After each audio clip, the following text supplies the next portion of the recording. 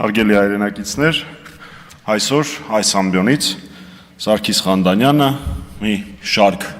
հայտարարություններ արեց, որոնց պիտի անդրադառնամ, բայց տրամաբանորեն այս պահին մեր քաղաքացիների մոտ առաջացող հարցին իսկ էդ ով է, պատասխանեմ, որ դա ազգային ժողովի արտաքին հարաբերությունների հանձնաժողովի նախագահի պաշտոնը զբաղեցնող անձն է, որին դուք դժվար է տեղից ճանաչեք, լավագույն դեպքում ճանաչեք, որ ժամանակին Արմ կոմեդիում ժողովրդի դերակատարություններ վարում, իսկ հիմա անդրադառնանք խոսքին։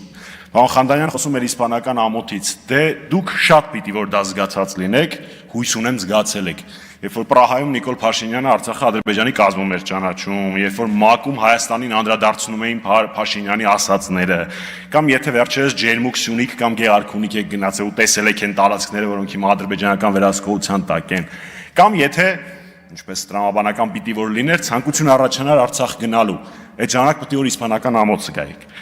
Բացի դրանից, պարոն Խանդանյանը ասում է, որ ես դիմել եմ եվրոպացիներին, խնդրել եմ քվեարկել այդ օրինագծի դեմ, որևէ մեկին չեմ դիմել,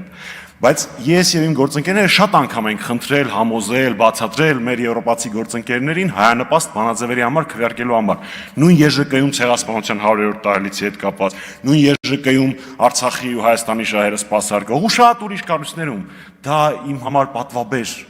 փաստ է։ Չգիտեմ ինչի եք դա իշտակում։ Ավելին, դուք էլի նենգափոխեցիք, ստեցիք, որ այդտեղից մենք հանել ենք տվել բացառապես Փաշինյանի անվան հիշատակումը, ոչ, մեկ տեղ չէ, մի քանի տեղից ենք հանել տվել, բայց դա չի այդքան կարևոր։ Ամենակարևորը, որ մենք ավելացրել ենք արցախցիների վերադարձի իրավունքի հիշատակումը, հանրապետականը եւ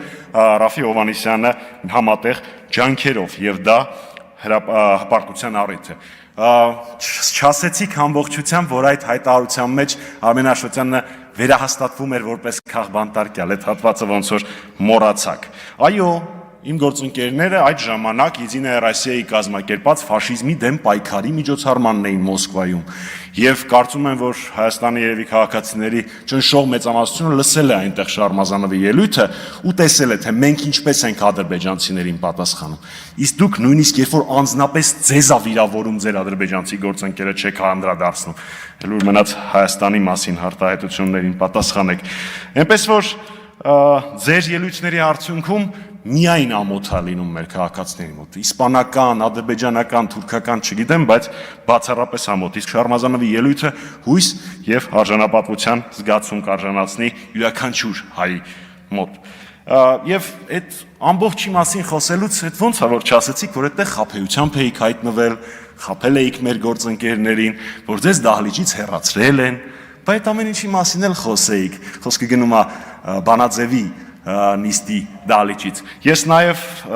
որոշել էի անդրադառնալ պարոն Սիմոնյանի այսօրվա գրառմանը, բայց դրան երևի կգտնեմ այլ առիթ։ Շնորհակալություն։ Գրեք, պարոն Մամեջյան։